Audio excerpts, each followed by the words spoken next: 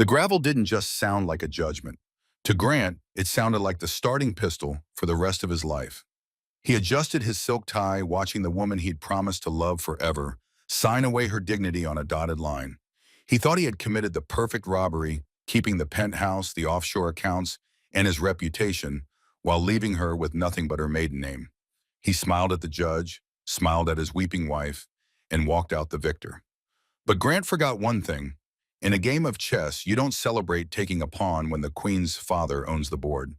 He was about to learn that some victories are just expensive funerals. The fluorescent lights of the Manhattan civil courtroom buzzed with a low, irritating hum that usually drove Grant Harrington insane. Today, however, it sounded like a choir of angels.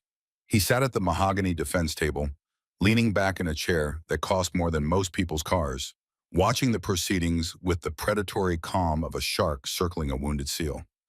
Across the aisle sat Victoria. She looked smaller today, diminished. She wore a simple gray dress that looked like something bought off a rack in a department store basement, a far cry from the couture gowns he used to buy her when she was still useful for his public image. Her head was bowed, her blonde hair falling in a curtain around her face, hiding her expression.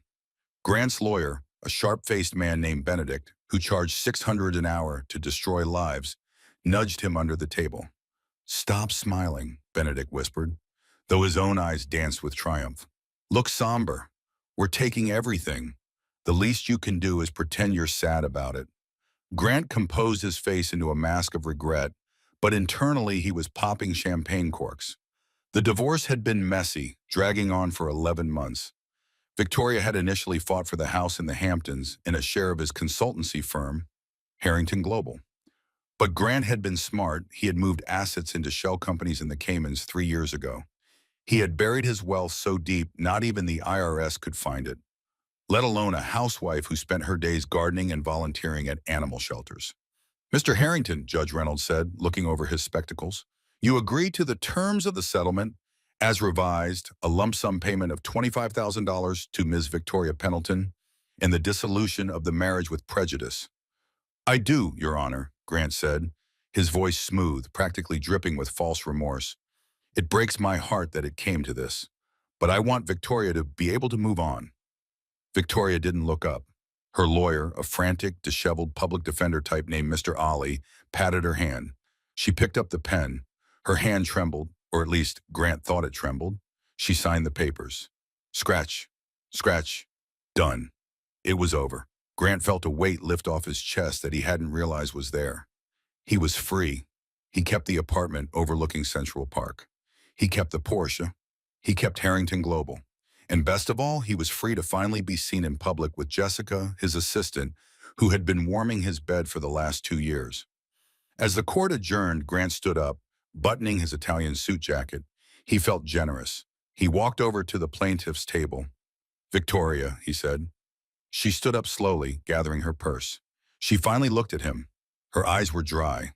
There was no redness, no puffiness. That surprised him. He expected a mess. Instead, her blue eyes were clear, almost glassy, staring at him with an emotion he couldn't quite place. Was it shock?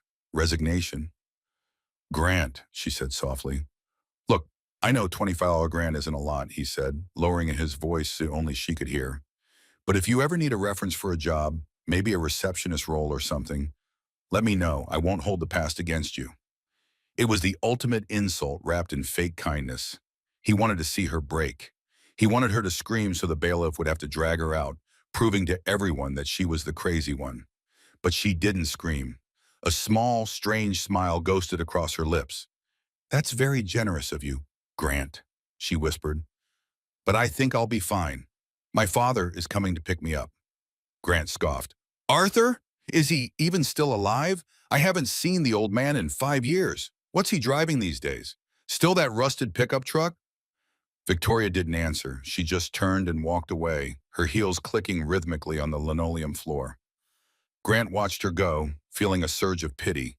She was going back to the trailer park or the rundown farm in Ohio she came from. She was no longer his problem. He turned to Benedict. "Drinks on me, the most expensive scotch they have. You're the boss." Benedict grinned. "You legally robbed her, Grant. It was a masterclass. They walked out of the courthouse and into the blinding afternoon sun of New York City, laughing like kings of the world. Grant checked his Rolex. 2:00 p.m. By 5 p.m. he'd be drunk. By 8 p.m., he'd be with Jessica. Life was perfect. The celebration took place at the Summit, an exclusive rooftop bar in Midtown, where a single cocktail cost more than Victoria's settlement check. Grant sat in a plush leather booth, the city skyline sprawling beneath him like a conquered kingdom. Jessica was next to him, her hand resting possessively on his thigh. She was younger than Victoria, louder, and hungrier for money, exactly Grant's type. "So it's really done?" Jessica asked, sipping a martini. "She's gone. Erased?" Grant laughed, clinking his glass against hers. "She signed the papers. It's ironclad. I keep the firm, the accounts, the house. She gets bus fare back to Ohio." "You're so bad," Jessica giggled. "But what about her dad? You said he was weird." Grant waved a dismissive hand. "Arthur Pendleton, he's a ghost. When we got married, he showed up in a suit that looked like it was from 1970. Didn't say a word. Victoria said he was a consultant for some logistics company, which is code for truck driver. The guy is a nobody. I did a background check on him years ago. Nothing came up, no assets, no credit history. He's practically invisible. Victoria is going back to nothing." He took a long sip of the 30-year-old scotch. It burned pleasantly. "I need to make a quick call to the office," Grant said, standing up. "Make sure the transfer for the new acquisition went through. I want to buy you that bracelet we saw at Tiffany's to celebrate." Jessica squealed with delight. Grant walked to the quieter terrace, pulling out his phone. He dialed his CFO, Lewis. "Lewis, update on the merger," Grant barked. There was silence on the other end, then a hesitant voice. "Grant, where are you?" "I'm celebrating. Where do you think I am? Did we close the deal with Omnicorp?" "Grant, you need to come to the office," Lewis said, his voice trembling. "Now. I'm not coming in today. I just won my divorce. Handle it." "I can't handle it," Lewis shouted, cracking his professional veneer. "Security is here. They're escorting us out." Grant frowned, the alcohol buzzing in his head suddenly turning cold. "What are you talking about? Who is escorting you out?" "I own the building." "No, Lewis," Grant said. "You don't. We just got a notice. The lease was terminated effective immediately." "And Grant, the accounts. What about the accounts?" Grant gripped the railing of the balcony, his knuckles turning white. "They're frozen, all of them, even the ones in the Caymans. I don't know how, but someone flagged them for international fraud review." "That's impossible," Grant hissed. "Those accounts are ghosted. No one knows they exist." "Someone knows," Lewis whispered. "Grant, the police are here looking for you. They have a warrant for corporate embezzlement." Grant hung up the phone. The city noise below seemed to roar up at him. Embezzlement. He was careful. He was meticulous. He covered his tracks with layers of shell companies. He turned back to the table. Jessica was looking at her phone, frowning. "Grant," she said, looking up, "my credit card just got declined for the second round of drinks. And why is your picture on the news?" Grant looked up at the massive TV screen above the bar. The headline scrolled in bold red letters. "Harrington Global CEO wanted Boatid for massive fraud scheme." "We have to go," Grant said, grabbing Jessica's arm. "Get off me," she snapped, pulling away. She looked at the screen, then at him. The hunger for money in her eyes was replaced by self-preservation. "You're wanted. You said you were untouchable." "It's a mistake, a glitch. I'm not going to jail for you," she said, grabbing her purse and bolting toward the elevator. Grant stood alone in the middle of the rooftop bar, the wind whipping his tie. The waitstaff were whispering. The manager was on the phone, looking directly at him. Panic, cold and sharp, pierced his chest. He needed to get to his safe. He had emergency cash and a second passport in the penthouse. He ran for the stairs, skipping the elevator to avoid the cameras. He had to get home. He had to regroup. He had to figure out who leaked the Cayman accounts. Only two people knew about those, him and Benedict. Benedict. Grant pulled his phone out as he ran down the fire escape, dialing his lawyer. It went straight to voicemail. Grant didn't take a taxi. He couldn't risk the paper trail or being recognized. He took the subway, sweating in his $5,000 suit, surrounded by the very people he usually looked down upon. He kept his head down, paranoia eating at him.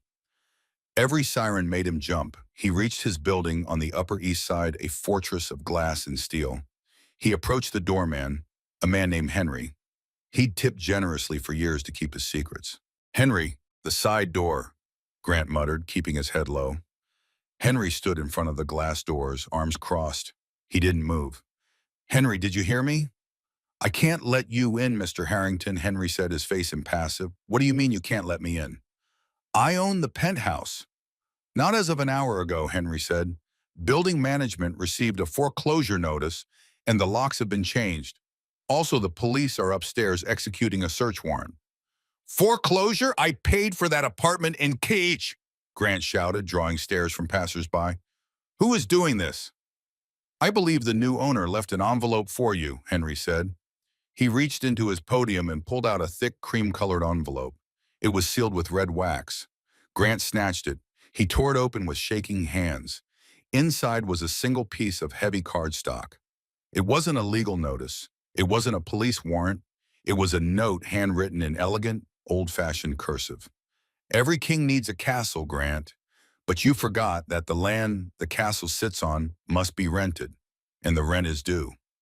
There was no signature, but at the bottom there was a symbol embossed in the paper, a small, stylized crest of a hawk holding a key. Grant stared at it. He had seen that crest before. He flashed back to his wedding day 5 years ago. Victoria's father, Arthur, standing in the back of the church. He had given them a gift, a small antique box that Grant had tossed into storage without opening. That box had the same crest. "Arthur," Grant whispered. "No, that's impossible. He's a nobody." But his accounts were frozen, his office was raided, his home was seized, and it all happened within 2 hours of Victoria signing the divorce papers. This wasn't a coincidence. This was a hit. Grant's phone buzzed. It was an unknown number. He answered it. "Who is this?" "Hello, Grant." The voice was deep, gravelly, and terrifyingly calm. It sounded like tectonic plates shifting. "Who are you, Yepom?" Grant demanded, his voice cracking. "You dismissed me as a truck driver," the voice said. "You mocked my suit. You treated my daughter like an accessory." "Arthur?" Grant gasped. "Arthur, listen to me. This is a misunderstanding, and I treated Victoria with respect. We just grew apart." "I have the transcripts of your texts to your mistress, Grant," Arthur said calmly. "I have the logs of your shell companies. I have the recordings of you bragging to your lawyer about hiding assets. I have been watching you for 5 years, waiting for you to make a mistake. You can't do this. Who are you?" "You'll find out soon enough. Check your pocket." "What?" "Check your jacket pocket." Grant reached into his suit pocket. His fingers brushed against something cold and metal. He pulled it out.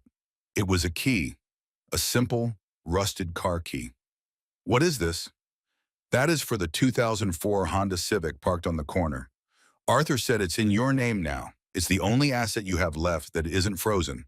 I suggest you get in and drive. The police are 2 minutes away." "Arthur, please, I can fix this. We can make a deal." "The deal was signed in court today, Grant. You wanted a clean break. You got it. You are now a man with nothing. Run." The line went dead. Grant looked up, down the street. The flashing lights of police cruisers were turning the corner, silent but approaching fast. He looked at the rusted Honda Civic parked by the fire hydrant. It was a piece of junk. It was humiliating, but it was his only way out. Grant Harrington, the master of the universe, scrambled into the dented car, the engine sputtering to life as he peeled away from the curb, tears of rage and terror streaming down his face. He wasn't running to freedom. He was running into a maze, and he had just realized the mousetrap was designed by a giant. The Honda Civic smelled of stale cigarettes and pine air freshener, a scent Grant associated with the Uber drivers he rarely deigned to speak to.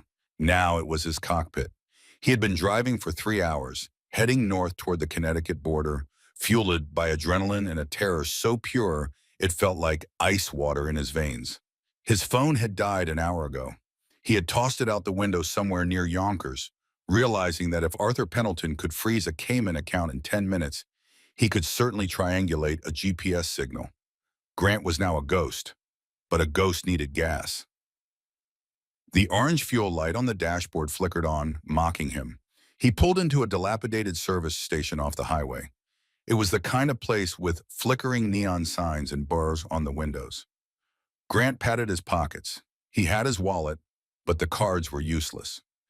He opened the billfold. He had $300 in cash. That was it. $300 to survive the rest of his life. He pumped 20 of gas, his hands shaking so badly he spilled fuel on his Italian leather shoes. My shoes cost more than this entire gas station, he thought bitterly. And now they smell like 87 octane. He went inside to pay. The clerk, a heavy-set man with grease under his fingernails, eyed Grant's suit. "Rough night, Wall Street," the clerk grunted. "Just take the money," Grant snapped, sliding a crisp $100 bill across the counter. "Don't have change for 100. Register's low." "Keep it," Grant muttered, turning to leave. He needed to get out of the light. "Wait," the clerk called out. "You look like that guy on the TV." Grant froze. He turned slowly. The small television mounted in the corner of the shop was playing a news loop. His face, confident and smiling from a gala photo taken last year, was plastered next to the words, "Manhunt underway." "That's not me," Grant said, his voice tight. "Just a resemblance." "I don't know, buddy," the clerk said, reaching under the counter. "They said there's a $50,000 reward for information." Grant didn't wait. He bolted. He sprinted out the door, the bell chiming frantically behind him. He threw himself into the Honda, jamming the rusted key into the ignition. It sputtered. "Come on, you piece of junk," he screamed, slamming his hand against the steering wheel. The engine caught. He peeled out of the parking lot just as the clerk ran out, holding a phone to his ear. Grant drove until his hands cramped. He needed help. He needed an ally. He couldn't go to his usual friends. The bankers and brokers would sell him out for a tax break. He needed someone off the grid. He thought of Preston. Preston was an old college roommate who had washed out of finance and ended up running a shady import-export business in New Jersey. Preston owed Grant. 2 years ago, Grant had tipped him off about a federal audit, saving Preston from prison. It took Grant 2 hours to navigate to the warehouse district in Newark. He parked the Honda in an alleyway between 2 shipping containers, covering it with a tarp he found near a dumpster. He walked to the steel door of Preston's warehouse and pounded on it. A sliding peephole opened, eyes narrowed. "Grant, let me in. Preston, open the damn door." The heavy metal door groaned open. Preston stood there, looking nervous. He was a thin, wiry man who always looked like he was vibrating with caffeine. "Are you crazy coming here?" Preston hissed, pulling Grant inside and locking the bolts. "Every cop in the tri-state area is looking for you. They're saying you stole $50 million from the pension fund." "I didn't steal it," Grant shouted, his voice echoing in the cavernous warehouse. "I moved it. It was a strategy. And I didn't steal 50 million. I took 5. The rest is, I don't know where the rest is." "You don't know?" Preston laughed nervously. "Grant, you're the smartest guy I know. How do you lose $45 million? "I think I was set up," Grant said, pacing, "by my father-in-law." Preston stopped moving. "Arthur? The old guy who drives the pickup? He's not a truck driver, Preston. He's something else. He froze my offshore accounts. Do you know the kind of clearance you need to do that? You need NSA-level contacts or banking authority that doesn't even exist on paper." "Look, man," Preston said, backing away. "I can't help you with this. This is too hot." "I just need," Grant begged, grabbing Preston's shoulders. "Cut." "Oh, give me $10 grand. I'll get you back double once I access my emergency crypto wallet. I just need a laptop and a place to lay low for 24 hours. Preston looked at Grant's desperate eyes, then at the door. He sighed. "Okay, go to the back office. There's a cot and a computer. I'll get the cash from the safe." Grant exhaled, his shoulders sagging. "Thank you. You're the only real friend I have, Preston." He walked to the back office, a glass-walled enclosure overlooking the warehouse floor. He sat down at the desk, his body aching with exhaustion. He booted up the computer. He needed to check the crypto wallet. It was his last lifeline, a cold storage key he had memorized. He typed in the sequence. Access denied. He typed it again. Access denied. Wallet empty. Grant stared at the screen. The wallet had $3 million in a Bitcoin yesterday. Now the balance was 0.00. A notification popped up on the screen. A simple text file named README. Grant clicked on it. Tuition is expensive, Grant. Consider this your first semester fees. Grant slammed the keyboard against the desk, shattering the keys. He stood up, hyperventilating. How? How did Arthur have his private key? He had never written it down. He had never told anyone. Unless he looked down at the warehouse floor. Preston was on his phone, talking animatedly and pointing toward the office. He wasn't opening a safe. He was making a call. Grant's stomach dropped. Preston wasn't getting cash. He was selling him out. Grant looked around the office. There was a back exit door leading to the fire escape. He didn't hesitate. He grabbed a heavy stapler from the desk, his only weapon, and smashed the window of the back door. Preston looked up, startled. "Hey, Grant!" Grant scrambled through the broken glass, cutting his hand.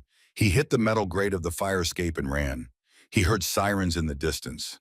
They were always there now, a soundtrack to his demise. He realized then, as he sprinted into the darkness of Newark, that Arthur hadn't just taken his money.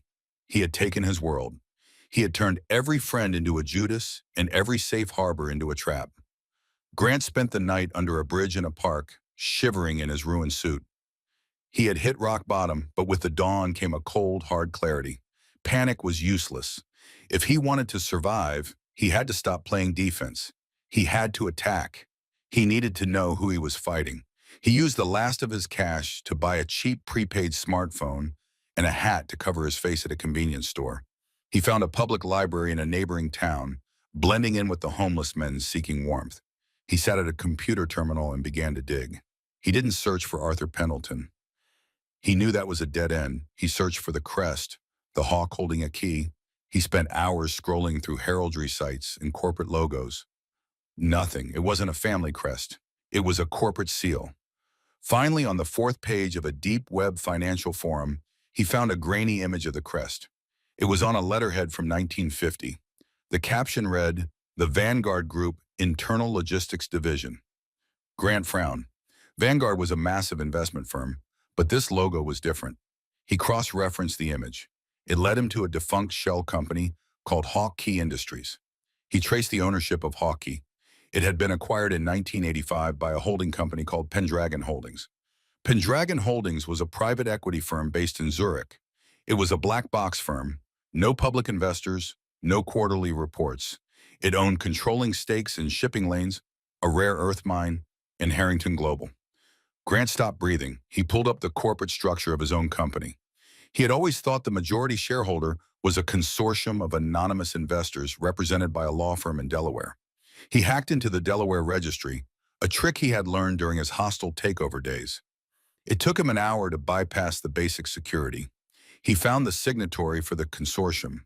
The signature was a scroll, but the printed name was clear. A. Pendleton. Grant sat back in the cheap plastic chair, creaking. Arthur didn't just sabotage him, Arthur owned him. For 10 years, Grant had strutted around thinking he was the CEO, the boss, the genius. In reality, he was just a middle manager in Arthur's empire. Arthur had given him the company, Arthur had allowed him to succeed, and when Grant betrayed Victoria, Arthur simply fired him. "Michael," Grant whispered, "he's not a truck driver. He's the supply chain." Grant remembered the logistics job Victoria had mentioned. Arthur wasn't driving the trucks. He owned the roads. He dug deeper into Pendragon Holdings. The firm was famous for one thing: ruthless efficiency. They didn't sue people. They dismantled them. There were rumors on the forums about a CEO of a rival shipping company who had crossed Pendragon. He wasn't killed. He was systematically ruined until he was found begging for change in a subway station in London. That was Arthur's plan. He didn't want Grant dead. Death was too easy. He wanted Grant to be nothing. Grant felt a surge of rage that eclipsed his fear. He had been played.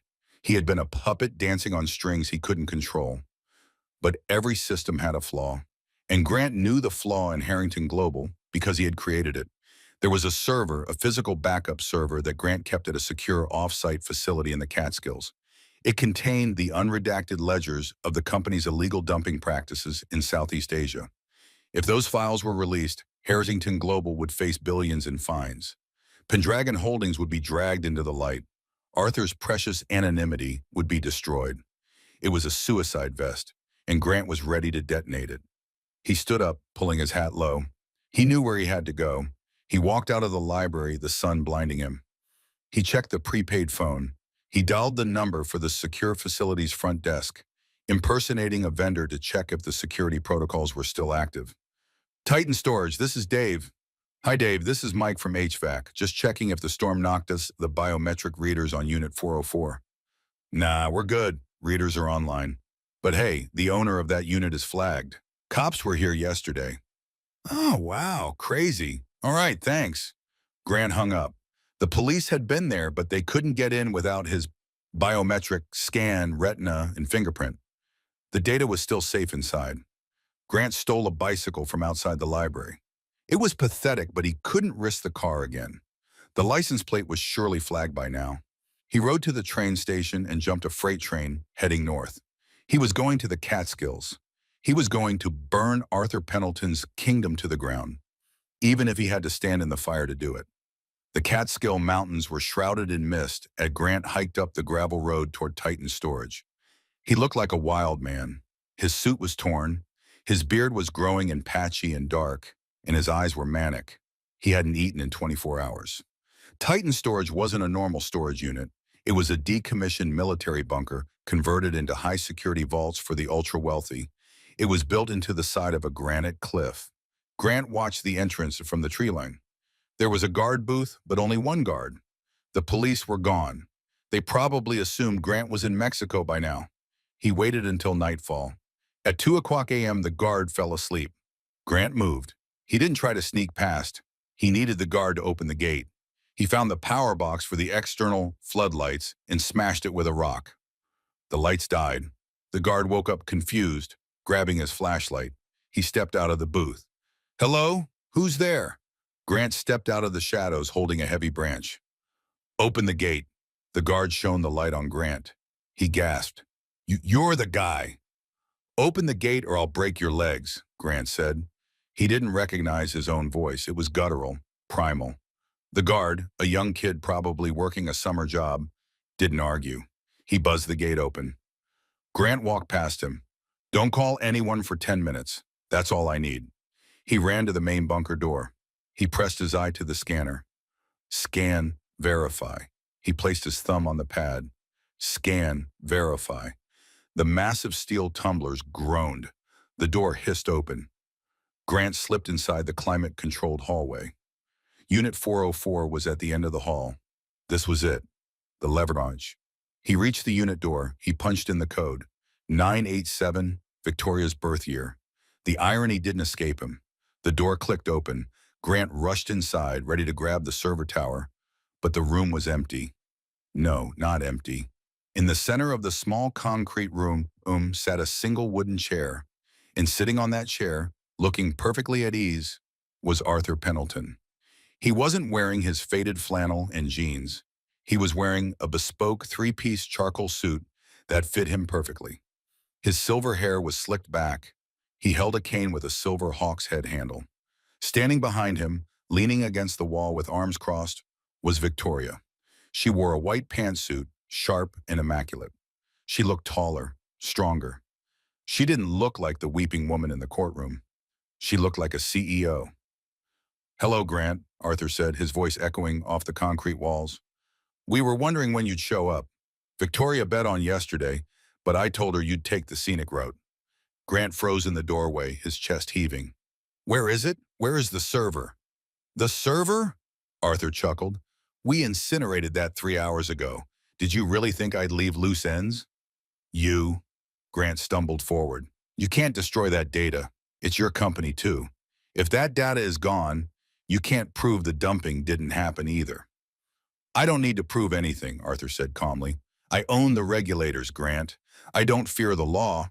I am the geopolitical constant. But you fear everything right now. Grant looked at Victoria. Vic, you're part of this. He ruined us. Victoria stepped forward. Her heels clicked on the concrete, the sound sharp and deadly. He didn't ruin us, Grant, she said, her voice ice cold. He ruined you. I was never in danger. I tried to warn you. For 3 years, I tried to tell you to slow down, to stop treating people like dirt, to stop cheating on me. Grant stammered. You knew? I knew about Jessica before you even slept with her, Victoria said. Daddy has eyes everywhere. I stayed because I hoped you would change. I hoped the man I married was still in there somewhere. But the divorce, that was the test.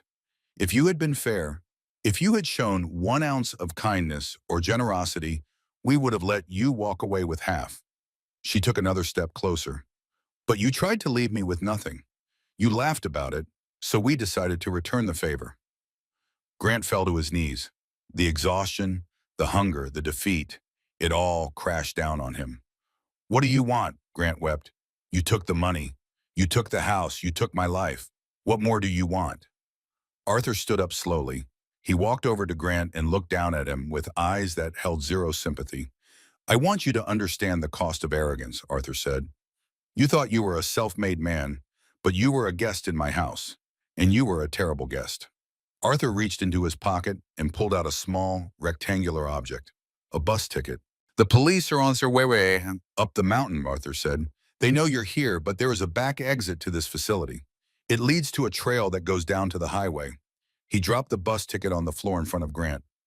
One-way ticket to Omaha, Arthur said. There's a job waiting for you there. Dishwasher at a diner. Minimum wage, no tips. You expect me to wash dishes? Grant looked up, appalled, even in his ruin. It's an honest living, Victoria said. Something you've never tried. Take the ticket, Grant, Arthur commanded, or stay here and explain to the FBI why you embezzled $50 million. The evidence we planted on your laptop is quite convincing. Sirens wailed outside, closer this time.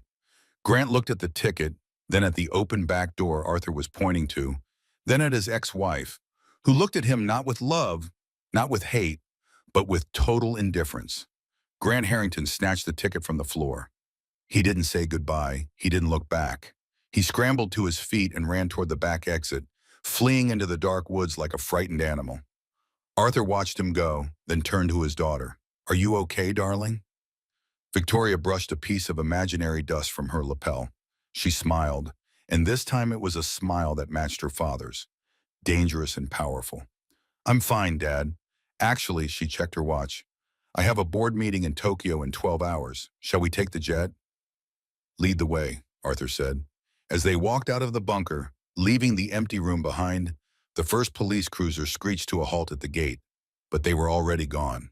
Ghosts in the machine, leaving Grant to a fate far worse than prison. Irrelevance. The Greyhound bus smelled of diesel fumes and despair.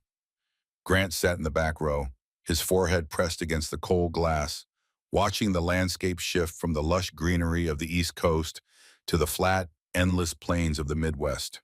He still wore his suit trousers, though they were now stained with mud and grease, and his dress shirt was missing 2 buttons. He had no luggage, no phone, just a crumpled ticket and $40 Arthur had tucked into his pocket. Seed money, he had called it. The journey took 30 hours to think, 30 hours to replay the moment in the bunker where his life had effectively ended. He had been a god of industry, a man who moved markets with a whisper. Now he was a passenger on a bus to nowhere, fleeing a prison sentence for crimes he had technically committed, even if he had been maneuvered into them. When the bus hissed to a halt in Omaha, Nebraska, Grant stepped off into a world that felt alien. The air was different here, thinner, smelling of grain and rain. He walked out of the station, clutching the address Arthur had written on the back of the ticket. Joe's Diner, 44th and Main. Ask for Roger. It was a test or a punishment, or both. Grant walked for 3 miles. He didn't have the money for a taxi, and he was too proud to ask for directions.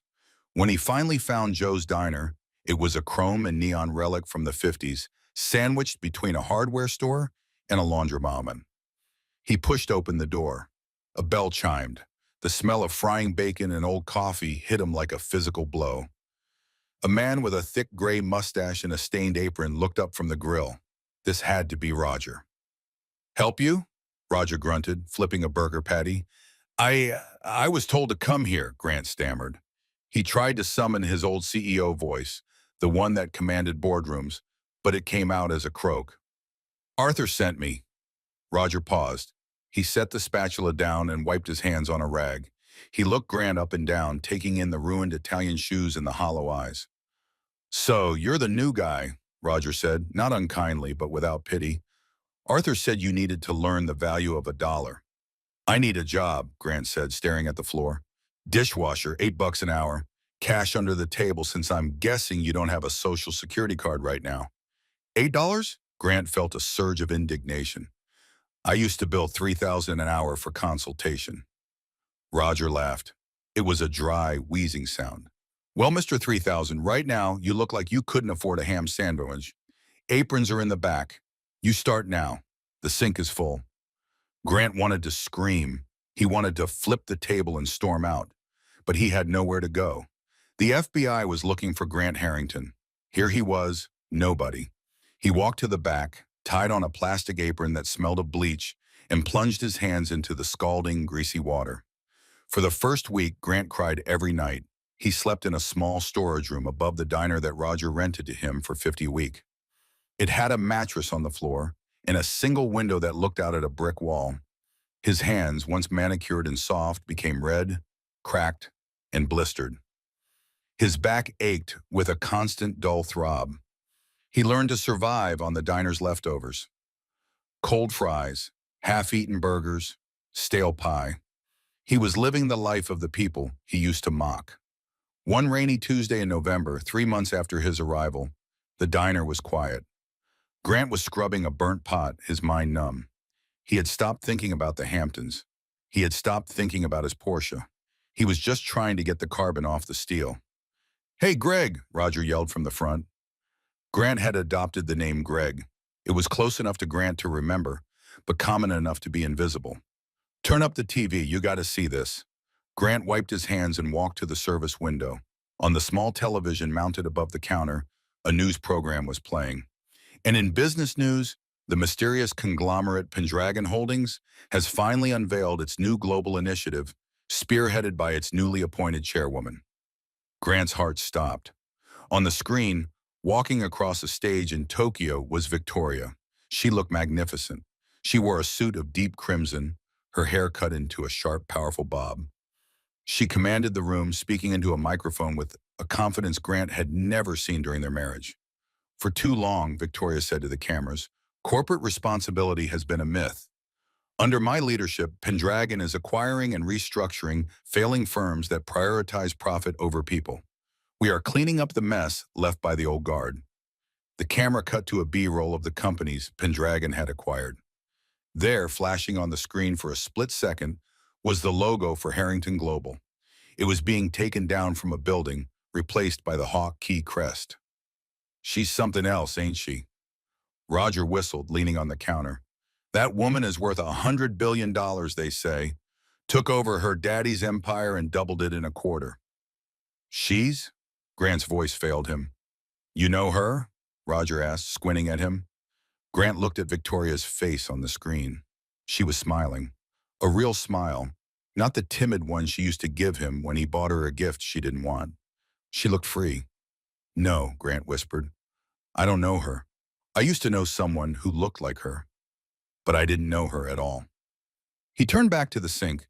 The image of Victoria, powerful, wealthy, and righteous, burned into his retinas. She had surpassed him in every way. And the worst part was she hadn't done it by cheating. She had done it by waiting, by letting him destroy himself. The months turned into a year. Grant became a fixture at the diner. He stopped complaining. He worked hard. He saved his money. He bought a second-hand coat. He started reading books from the public library again. Not books on finance, but books on philosophy, on history. He was beginning to find a strange sort of peace in the anonymity. He wasn't the master of the universe anymore. He was just a guy washing dishes. And for the first time in his life, he wasn't lying to anyone. Then came the day the black sedan pulled up. It was a crisp autumn afternoon. The lunch rush was over. Grant was outside sweeping the sidewalk, the rhythmic swish-swish of the broom soothing his mind. A sleek black Maybach pulled up to the curb. It was out of place in this neighborhood of pickup trucks and rusty sedans. Grant froze. He gripped the broom handle. Had the FBI finally found him? Was this it? The back door opened. A man stepped out. It wasn't a federal agent. It was Arthur Pendleton. He looked older, leaning heavily on his cane, but his eyes were still sharp as flint. He wore a heavy wool coat and a flat cap. Arthur didn't say anything at first. He just looked at Grant. He looked at the apron, the worn boots, the calloused hands holding the broom. "Hello, Grant," Arthur said softly. "Arthur," Grant replied. He didn't run. He didn't beg. He just stood his ground. "Are you here to send me to jail? Did I miss a payment on my penance?" Arthur walked closer. "No, I'm here to check on my investment." "I'm not an investment," Grant said. "I'm a dishwasher." "You were a bad investment," Arthur corrected. "Toxic assets, but even toxic assets can be rehabilitated." Arthur reached into his coat pocket. Grant flinched, expecting a weapon or a warrant. Instead, Arthur pulled out a small white envelope. "Victoria wanted you to have this," Arthur said, holding it out. Grant hesitated, then took it. "What is it?" "Open it!" Grant tore the envelope open. Inside was a photograph. It was a picture of a baby, a little boy with bright blue eyes and a tuft of blonde hair, sitting on a blanket in Central Park. Grant looked at the photo, then at Arthur, confusion clouding his face. "Who is this?" "His name is Leo," Arthur said. "He's 6 months old." Grant stared at the baby. The eyes, they were Victoria's eyes, but the chin, the shape of the nose, the realization hit him like a sledgehammer. He dropped the broom. "Is he?" "Victoria was pregnant when she signed the papers," Arthur said, his voice void of emotion. "She didn't tell you. She knew you would use the child as leverage in the divorce. You would have fought for custody just to hurt her. You would have turned the boy into a pawn." Grant fell back against the brick wall of the diner, clutching the photo to his chest. "I have a son." "You have a biological descendant," Arthur corrected coldly. "You are not a father. A father protects. A father provides. A father doesn't hide assets and gaslight his wife." "Why?" Grant choked out, tears streaming down his face, cutting through the grime on his cheeks. "Why are you showing me this now?" "Because Victoria wanted you to know that the bloodline continues," Arthur said. "And she wanted you to know that Leo will grow up knowing who his grandfather is. He will know me, he will know love, but he will never know you." "Please," Grant begged, sinking to his knees on the sidewalk. "Let me see him just once. I've changed, Arthur. Look at me. I'm nothing. I've learned." "Have you?" Arthur looked down at him. "You've learned to survive. That's instinct, not character." Arthur turned back to the car.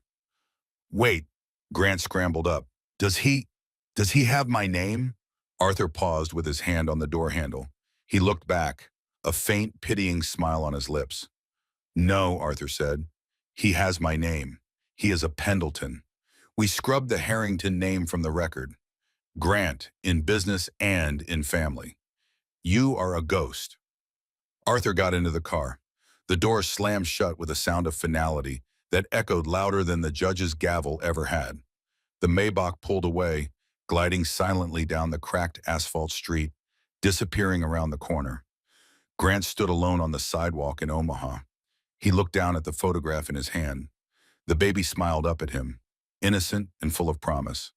A promise Grant had forfeited for a penthouse he couldn't keep, and a pride that was worth nothing. He had won the divorce.